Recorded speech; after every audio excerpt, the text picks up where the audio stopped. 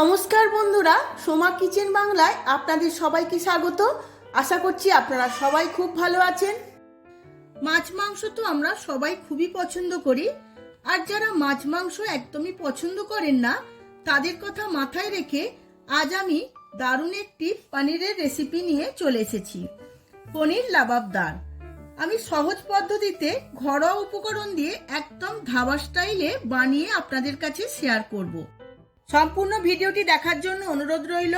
নতুন বন্ধুরা আমার চ্যানেলটিকে সাবস্ক্রাইব করবেন, আর ফেসবুক বন্ধুরা আমার পেজটিকে ফলো করবেন। চলুন দেখে নেওয়া যাক রেসিপিটা। পনির লাবাবদার বানানোর জন্য এখানে আমি 500 গ্রাম পনির নিয়ে নিয়েছি, ফ্রেশ পনির। আমি এবার কাটিং করে নেব। প্রথমে স্লাইস করে কাটবো, তারপর লম্বা লম্বা করে ফিঙ্গারের আকারে কেটে নেব।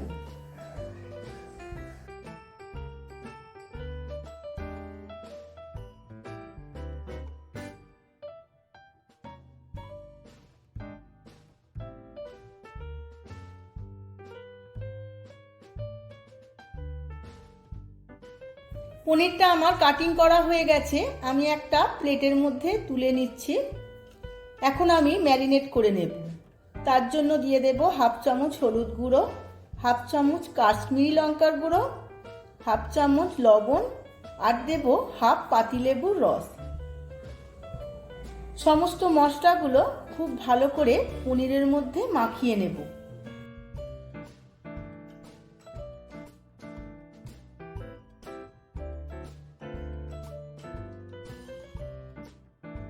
সমস্ত মশলাগুলো পনিরের মধ্যে মাখিয়ে নিয়েছি।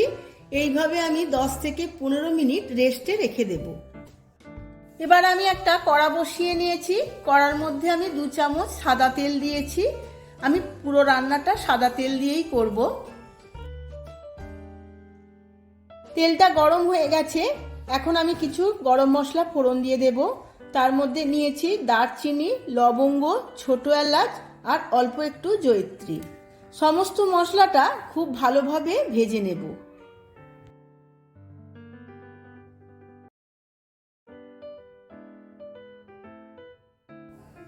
সমস্ত মশলাগুলো ভাজা হয়ে গেছে, এখন আমি দিয়ে দেব দুটো কেটে রাখা পেঁয়াজ। পেঁয়াজটাও আমি মশলার সঙ্গে লাল লাল করে ভেজে নেব।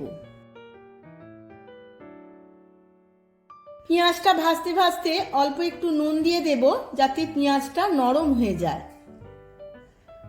এবার আমি অল্প একটু নাড়াচাড়া করে নেব।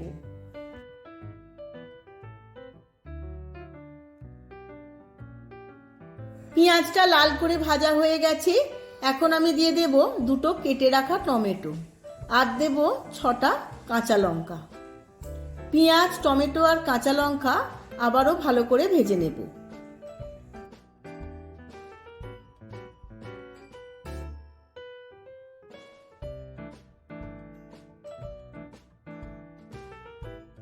এই সমস্ত উপকরণগুলো খুব ভালো করে ভাজা হয়ে গেছে, এখন আমি ঠান্ডা করে মিহি পেস্ট করে নেব। সমস্ত মশলাগুলো ঠান্ডা হয়ে গেছে, আমি একটা মিক্সিং জারের মধ্যে ঢেলে নিয়েছি। এর মধ্যে দিয়ে দেব কাজু আর চালমগজ বড় চামচের 2 চামচ। এবার অল্প একটু জল দিয়ে দেব।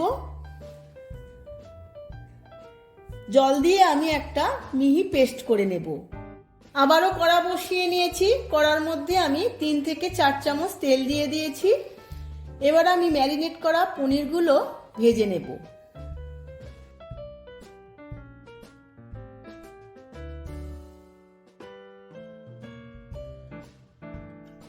এই সময় গ্যাসের ফ্লেমটা আমি মিডিয়াম রেখেছি।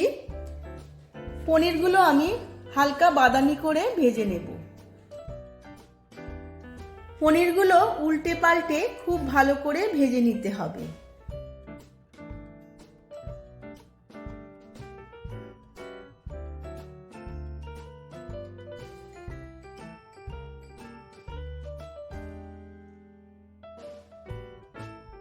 সমস্ত পনিরগুলো ভাজা হয়ে গেছে, এবার আমি তুলে নেব।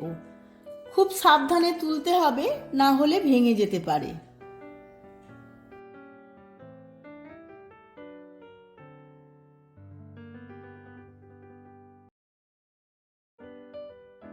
পনির ভাজার তেলে দিয়ে দেব একটা ছোট ছোট করে কেটে রাখা পেঁয়াজ।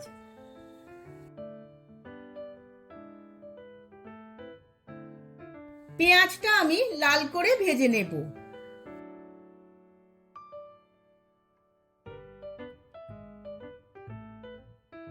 পেঁয়াজটা আমি 2 মিনিটের মতো ভেজে নিয়েছি। এবার এর মধ্যে দিয়ে দেব 2 চামচ আদা রসুন বাটা। পেঁয়াজের সাথে আদা রসুন বাটাও আমি খুব ভালো করে ভেজে নেব।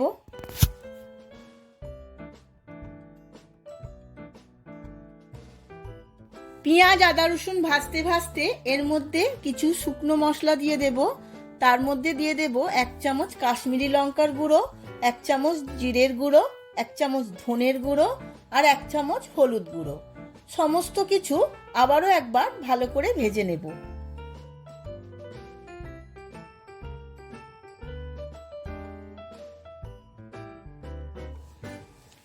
ভালো করে ভাজা হয়ে গেছে সমস্ত উপকরণগুলো। এখন দিয়ে দেব আমি আগে থাকতে বানানো পেস্ট, যেটা আমি পেঁয়াজ, টমেটো, কাজু, গরম মশলার পেস্ট আমি বানিয়ে নিয়েছিলাম। সেটা ছাঁকনি দিয়ে ভালো করে ছেঁকে দিয়ে দিতে হবে, কেননা গরম মশলার টুকরো বা টমেটোর খোসা এই গ্রেভির মধ্যে না যায়।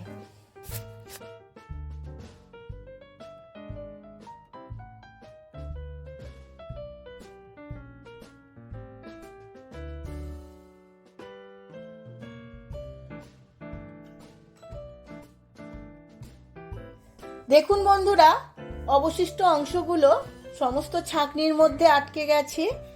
আমি এগুলো বাইরে ফেলে দেব।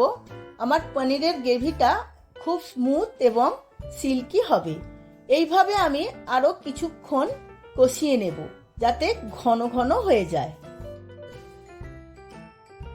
5 মিনিট ভালো করে কষিয়ে নেবার পর গ্রেভিটা অনেকটাই ঘন হয়ে গেছে। এর মধ্যে দিয়ে দেব অল্প একটু চিনি। স্বাদের ব্যালেন্সের জন্য আমি চিনিটা দিয়েছি। এরপর আরো একটু কষিয়ে নেব। এবার দিয়ে দেব স্বাদ মতো লবণ। লবণ আর চিনি সমস্ত মশলার সাথে ভালো করে মিশিয়ে নেব।